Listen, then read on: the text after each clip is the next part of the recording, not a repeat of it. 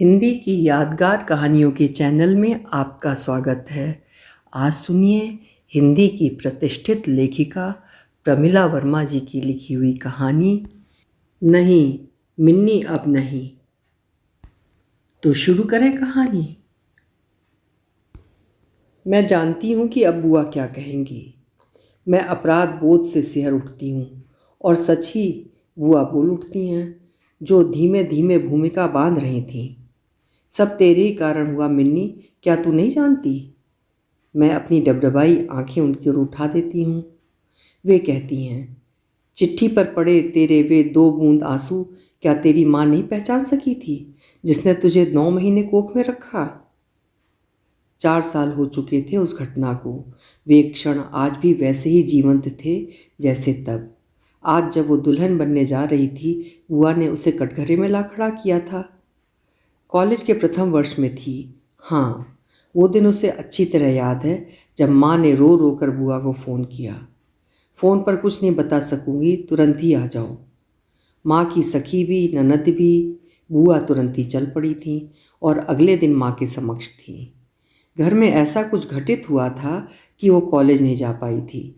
माँ बुआ का हाथ पकड़कर लगभग घसीटती हुई वहाँ ले गई थी जहाँ पापा बैठे थे। लीजिए जीजी, इन्हीं से पूछ लीजिए मेरा क्या दोष है। बुआ ने सारी बातें सुनी थीं और तैश में आकर कहा था, ये क्या जगदीश, तुम्हें जरा भी शर्म नहीं? बेटी जवानी में कदम रख चुकी है और तुम्हें रंगरेलियां मनाने की सूझी है। पापा में कहीं अपराध बोध नहीं नजर आ रहा था, कोई पछतावा नहीं चेहरे पर था। इजी चेयर पर वे बैठे सिगरेट पी रहे थे। पास ही उनके सूटकेस तैयार रखा था। अच्छा हुआ जीजी तुम आ गई, वे बोले थे। ये तुम औरतों का काम है कि साथी पसंद हो या ना हो, उसी के साथ सर झुकाकर जीते चले जाना। मुझसे ये नहीं हो सकता। तो तुम शादी के 17 साल बाद निम्मो को छोड़ना चाहते हो? छोड़ना चाहता नहीं हूँ, छोड़ दिया है। मैं क्लेरा के साथ इटली जा रहा हूँ, वहीं रहूँगा। अब क्या बाकी था कहने को? पापा की गंभीर गर्जना सुन माँ का चेहरा सफ़ेद बर्फ सा हो आया था। सदैव खामोश रहने वाली माँ आज भी खामोश थी। जहाँ अधिकारों के लिए लड़ा जा सकता था, जहाँ ससुराल का कोई बड़ा व्यक्ति साथ था, वहाँ भी वो चुप थी। तो इस लड़की का क्या होगा? ये तुम्हारी भी तो बेटी है।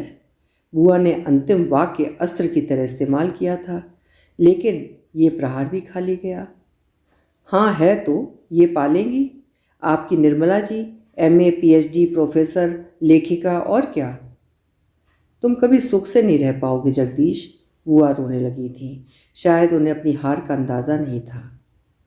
दो जीजी और शाप दो। तुम औरतें न स्वयं जीती हैं, न दूसरों को ही जीने देती हैं। पापा उठकर जाने लगे तो बुआ ने रास्ता रोकने की कोशिश की थी। ऐसे तुम नहीं जा सकते जगदीश। लेकिन सब कुछ निरर्थक। वे जा चुके थे। हम सबके बीच एक खाली दायरा पसरा पड़ा था, जैसे सभी अपनी कैद भुगत रहे थे, अलग थलग। माँ के अंदर किन भयानक तूफानों ने उपद्रव मचाया होगा, अब महसूस कर सकती है वो। डब डब आंखें भर आईं। क्यों पुरुष का सहारा इतना ज़रूरी है? क्या पुरुष के बगैर नारी 2 कदम भी नहीं चल सकती? लेकिन चली थी माँ, 2 कदम नहीं, 1000 कदम। फिर भी उनके अंदर हर वक्त कुछ टूटता ही रहता था। मिन्नी का सहारा तब था। क्यों माँ अनिर्णित रहीं? क्यों? क्यों जानती नहीं थी कि जब मिन्नी चली जाएगी तब? कितनी ही रातें माँ को आंचल मुंह में ठूंस कर रोते देखा था। जिस पति के साथ हर कदम पर माँ चली थी, वही उन्हें कितना प्रताड़ित करके चला गया। इतनी छोटी सी भी वो नहीं थी कि समझ नहीं पाती। यूं टूट जाते हैं संबंध, मानो कांच के बने थे, टकरा गए और हो गए चकनाचूर। आहत अभिमान से फिर शायद कभी माँ ने चेहरा ऊपर भी नहीं उठाया होगा। तिरस्कृत नारी। क्या हुआ निर्मला को? पहली बार हरीश अंकल से माँ का नाम सुना था। माँ बीमार पड़ी थी। बुआ और मैं उन्हें घेरे बैठे थे। माँ नज़र नीचे किए थी, मानो अपराध उन्होंने किया हो। हरीश अंकल तलाकशुदा थे। सुनते हैं 15 दिन भी उनकी पत्नी उनके साथ नहीं रही थी। वे किसके मित्र थे वो नहीं जानती, लेकिन वे पापा और माँ दोनों के ही मित्र प्रतीत होते थे। माँ उनको देखते ही अपना कारा में कैद हो जाती थी। वे मूर्तियाँ बनाते थे, चाहे हाथ में मिट्टी का लोंदा दे दो या संगमरमर का टुकड़ा, वे सामने वाले की हूबहू मूरत बनाकर रख देते हैं। बुआ भी कितने दिन रुक सकती थीं।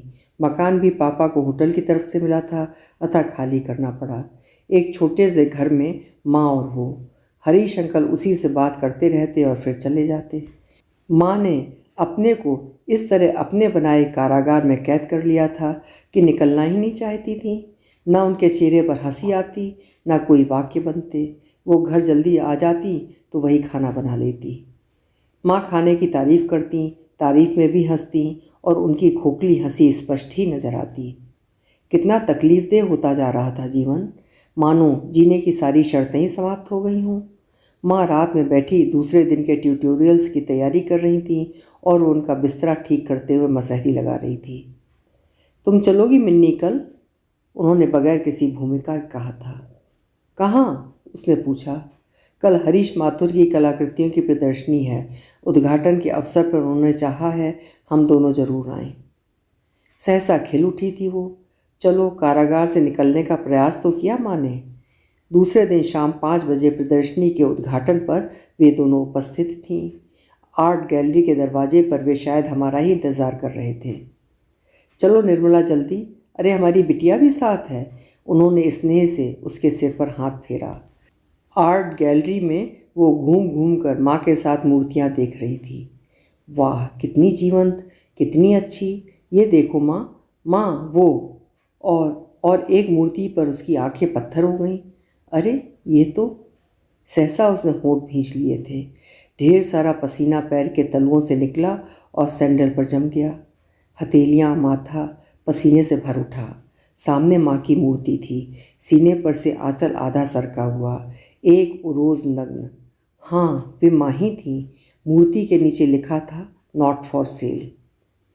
खड़े रहना भी उसका दूभर हो चुका था। माँ अपराधी सी खड़ी थीं। वो तेजी से बाहर निकली तो वे भी पीछे भागी। रिक्शा किया और दोनों सीधे घर पर।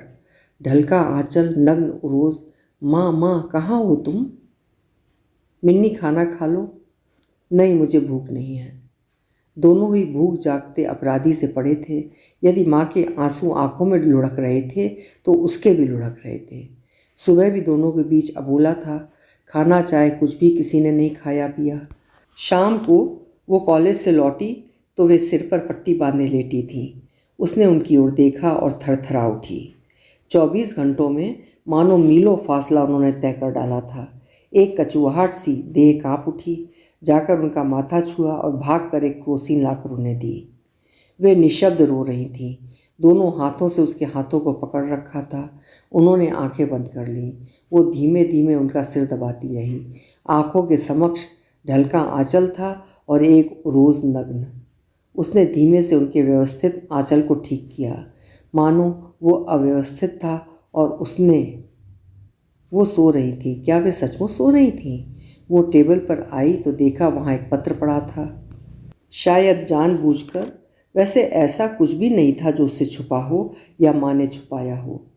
पत्र बुआ का था। निम्मो, फैसला तो मिन्नी को ही करना होगा।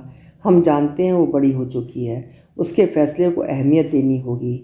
हरीश जो चाहते हैं वो उचित ही है। उन्होंने मुझे स्पष्ट लिखा है कि वे मिन्नी को एक पिता से बढ़कर प्यार देंगे। जो तुम्हारा प्राप्य होगा वो तुम लोगी। मान जाओ निम्मी, जब तक तुम्हारे साथ मिन्नी है तुम जी लोगी, फिर बाद में क्या होगा? कभी सोचा है कि ज़िंदगी की इस दोपहर में किसी के साथ की ज़रूरत कितनी महसूस होती है?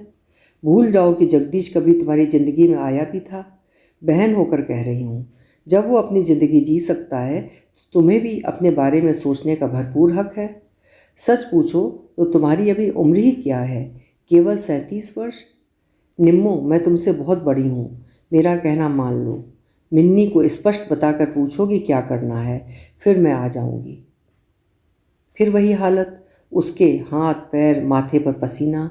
लगा कि प्रदर्शनी में लगी मूर्ति ठठाकर हंस रही हो। आंखों से आंसू गिर रहे थे और पत्र पर गिरे हुए 2 आंसू। इंक फैल चुकी थी। उसने हड़बड़ी में पत्र तह करके लिफाफे में रख दिया, ऐसा मानो खोला ही नहीं था। आंखें बंद की तो माँ का ढलका आंचल, पत्र, एक नग्न स्तन, षड्यंत्र। उसके चारों तरफ षड्यंत्र रचा जा रहा हो मानो, जिसमें हरीश अंकल, माँ, बुआ सभी शामिल हैं। सब कुछ हाथ से छूट रहा था। पापा कहीं खो गए थे और अब माँ। आँख लगी तो अपने आप को एक ऊंचे पर्वत पर खड़े देखा और फिर क्षणांश में ही यूं लुढ़की कि मुंह से एक चीख निकल गई। माँ लगभग दौड़ते हुए उसके नज़दीक आई थी। क्या हुआ मिन्नी, मेरी बेटी? बुखार से उनका शरीर तप रहा था। कुछ नहीं, उसने उनके हाथ झटक दिए थे। सुबह नींद खुली तो वे किचन में खटर पटर कर रही थीं। लगभग स्वस्थ सी टेबल पर से पत्र गायब था, मानो कहीं कुछ हुआ ही नहीं। उन्होंने उसकी पसंद का खाना बनाया था और दोनों खा रहे थे चुपचाप, अपने अपने दायरों में कैद। माँ फिर अपनी कारागार में कैद हो चुकी थी। जिंदगी ने फिर बहना शुरू कर दिया था। क्या कुछ नहीं घटा था 48 घंटों में। 25 दिन हो चुके थे। उसने हरीश अंकल को घर आते नहीं देखा। एक दिन यूं ही कॉलेज से लौटते हुए उनके घर की तरफ चल पड़ी थी। हाँ, तमाम षड्यंत्रों को भोगते हुए उसने सोचा था कि कहीं तो उनके लिए स्नेह का दीप उसके अंदर प्रज्वलित है, जिसको महसूसते हुए वो उस ओर खिंची जा रही है। ये क्या, ताला लगा था उनके फ्लैट में? वो अचकचाकर खड़ी हो गई। सामने से आते दिखे थे उनके पड़ोसी डॉक्टर मिश्रा। अरे मीनाक्षी, तुम कहाँ हैं हरीश अंकल? अरे तुम्हें नहीं मालूम? वे तो 15 दिन हुए यहाँ से चले गए। बाद में पता चला कि उन्होंने ज़बरदस्ती अपना ट्रांसफ़र करवाया था शिलोंग का। फिर वो रुकी नहीं। अब रास्ता साफ था। षड्यंत्र समाप्त हो चुका था। षड्यंत्रों पर उसने विजय पा ली थी। एक खुशी से उसका समूचा बदन हिलोरे ले रहा था। पाँव तेजी से बढ़ रहे थे। माँ को बताना होगा। तो क्या माँ को मालूम नहीं था? मालूम नहीं तो उसे बताया क्यों नहीं? घर आते उसने माँ के गले में बाहें डाल दी थीं, मानो बरसों की बिछड़ी माँ आज मिली हों। 25 दिनों की दूरी मिनटों में सिमट गई। दोनों रो रही थीं, शायद एक दूसरे को संपूर्ण पाकर। मेहंदी लगवाते हाथ बरबस काँपे थे। वे कितनी व्यस्त थीं, रह रह कर भर आई उनकी आंखें। कितनी स्वार्थी हो उठी थी तब वो, जब माँ ने एक सहारा पाना चाहा था। और आज जब वो ससुराल जा रही है, क्या आज भी उसके अंदर उतना ही स्वार्थ है? फिर क्यों माँ को लेकर वो पिघल पिघल जा रही है? तो माँ को मालूम था कि उसने वो पत्र पढ़ लिया था।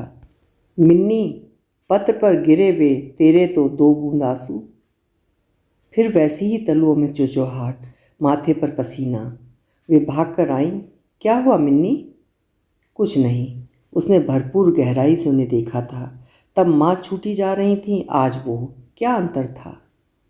लो, जगदीश ने बेटी के ब्याह का फर्ज पूरा कर दिया। हाथ में गुलाबी रंग का कागज़ हिलाती बुआ आई थी। बधाई का तार भेजा है इटली से। माँ ने नज़रें उठाकर भी नहीं देखा। जिस टेबल पर बधाई तार पड़ा था, उसी पर पंडित हलवाई लड्डुओं से भरा टोकरा रख गया। बस हल्का सा गुलाबी कागज़ बाहर झाँक रहा था। लो, आ गए हरीश भी। बुआ ने दूसरा समाचार सुनाया। माँ अनमयस्क हो उठी। जल्दी से आंचल को सिर पर ढाका और दूसरे कमरे में उतनी ही खामोशी से खिसक लीं। अरे, इतनी बड़ी हो गई हमारी बेटी? वे चहक कर उसकी तरफ बढ़े और वो भरपूर उनसे लिपट कर रोने लगी। वे पितृ तुल्य उसे अपने चौड़े सीने में लपेटे रो रहे थे और कह रहे थे, अरे पगली, रोती है? देख, ये दिन तो हर लड़की की ज़िंदगी में आता ही है। और फिर अपनी माँ की तरफ देख, उसने जगदीश का फ़र्ज पूरा किया है आज। माँ न जाने कब टेबल के पास आकर खड़ी हो गई थीं और लड्डुओं के टोकरे पर चमकीली पन्नी चढ़ाने लगी थीं। यहाँ तो लगता है सारी तैयारी हो चुकी है, शायद हम ही बहुत देर से पहुँचे। माँ ने बगैर नज़रें उठाए ही कहा था। नहीं, अभी सारी तैयारी कहाँ हुई? बुआ ने आकर माँ को टोका था। यह क्या निम्मू, इतनी दूर से हरीश आए हैं, न चाय न नहाने का पानी। हाँ हाँ हाँ, माँ फिर अव्यवस्थित हो गई थी। उन्होंने भर नज़र भी नहीं देखा था हरीश अंकल की ओर। वो आखिरी रात थी माँ के साथ उसकी, जब उसने लेटे हुए माँ की कमर में हाथ डाल दिया था। 4 साल पीछे छोड़ा प्रश्न आज भी वैसा ही उसके समक्ष खड़ा था। फैसला उसे ही करना था। माँ, कैसे रहोगी तुम अकेली? मेहंदी बहुत सुर्ख रची है ना मिन्नी? उन्होंने उसके हाथों को सहलाते हुए कहा। माँ, बात को टालो नहीं। उन्होंने एक गहरी सांस खींची थी, जैसे अंधे कुएं से निकला कोई वाक्य हो। मिन्नी, मेरी चिंता मत करो। किसी के हिस्से में ईश्वर सुख देना भूल ही जाता है। फिर एक सोने का बहाना, फिर अपराधी वो, एक दीर्घ चुप्पी, फिर अपनी कारागार में कैद माँ। क्यों माँ को किसी के उत्तर की प्रतीक्षा थी? क्यों उन्होंने फैसला उस पर छोड़ा था? और वो पीछे छोड़े 4 वर्ष, जिसकी हवा में तब सांस लेना भी मुश्किल लगा था उसे। स्पष्टतः माँ जाग रही थी कि मिन्नी उठे और आंचल भर दे उनका खुशियों से। वो ऐसा कर भी सकती है, लेकिन वे क्या मानेंगी? क्या बिगड़ा था? 4 ही वर्ष तो बीते थे, जानने समझने को 4 वर्ष। शायद तब का निर्णय माँ के प्रति घृणा भर देता, लेकिन आज जब वो वही सब कुछ कहना चाह रही है, तो वे मानो कुछ सुनना ही नहीं चाहती। आज वे सचमुच संगमरमर की मूर्ति बन गई हैं, जो 4 साल पहले प्रदर्शनी में रखी थी। अडोल, जी चाहा झकझोर दूं। क्यों अपने को अवहेलित करती हो माँ? जीने का हक तुम्हें तब भी था, आज भी है। फिर क्यों अनिर्णित रहती हो? क्यों सहारा ढूंढती हो कि कोई तुम्हारे भाग्य का फैसला करे और तुम उस धारा में बह चलो? तुम्हारा अपना कोई प्रवाह नहीं है माँ। जिधर धारा बही उधर तुम बही। क्यों सजा देती हो अपने को? माँ, क्या है मिन्नी, सो जाओ। हरिशंकर सुबह 4 बजे जाग पड़े और ऐसे काम में जुटे कि न नाश्ते का होश न चाय का। भागते भागते बुआ की जिद पर 2 कौर खाए होंगे। स्पष्ट दिख रहा था कि बेटी ब्याहना इतना सरल काम तो नहीं। उन्हें देखकर माँ के अंदर भी नई स्फूर्ति ने जन्म ले लिया था। भाग भाग कर वे काम में जुटी हुई थीं। शाम को बारात दरवाजे पर थी। हरिशंकर यूं आधे आधे झुके जा रहे थे, जैसे एक पिता लड़के वालों के समक्ष। देखिए, कुछ रह तो नहीं गया। इतनी लगन, अपनों के प्रति समर्पण कि माँ पीछे रह गईं। आगे थे वही। विदाई का क्षण निकट था। विदाई की इस बेला में माँ फिर वही सफ़ेद जैसी तब जब पापा उन्हें छोड़कर जा रहे थे। उसके गालों पर निरंतर ढलकते आंसू। माँ से लिपट कर रोते हुए जब काफ़ी देर हो चुकी, तो उन्होंने ही आकर उसे अपनी तरफ घसीटा था। एक मौन पसरा पड़ा था, केवल सिसकियों की आवाज़ थी। उसने माँ की तरफ इशारा किया तो पुनः उन्होंने उसे अपने सीने से लगा लिया था, मानो कह रही हूँ, मैं तो हूँ ना मिन्नी। जिस बात की स्वीकृति उसे 4 वर्ष पूर्व देनी थी, आज वो दे पा रही थी। उसकी आंखों की मौन भाषा को वे ही पढ़ सकती थीं। माँ क्यों कोई आड़ लेती हो? क्यों अपने प्राप्य को गले नहीं लगाती? बुआ चुप थीं, माँ चुप थीं, वे चुप थे। शायद समय थम सा गया था। नहीं माँ, आज कोई कारागार तुम्हें कैद नहीं करेगा। तुम्हें जीना है माँ, जीना है। वो भागकर पुनः माँ से आकर लिपट गई। फिर उनकी तरफ इशारा किया, मानो कह रही हो कि 4 साल लग गए इस व्यक्ति को पिता रूप में स्वीकारने में। माँ ने पुनः उसे भींच कर लिपटा लिया और कानों के पास बुदबुदाई, नहीं मिन्नी नहीं, अब वो सब संभव नहीं। अब तो मेरा अकेलापन ही मेरी नियति है। तुम फूलो फलो, इसी चाहत में मेरे पल छिन समर्पित रहेंगे। और डबडबाई आंखों से विदा होती मिन्नी देख रही है। कारा के पट खुल रहे हैं और माँ उसमें समाती जा रही है। अतीत, वर्तमान, भविष्य सब एक सूक्ष्म परछाई बन गए हैं। ये परछाई माँ की है और वो फूट फूट कर रो पड़ी। अभी आप सुन रहे थे प्रमिला वर्मा जी की लिखी हुई कहानी नहीं मिन्नी अब नहीं। आशा है कहानी आपको पसंद आई होगी। कल मिलेंगे किसी उम्दा कहानी के साथ। आपका समय शुभ हो।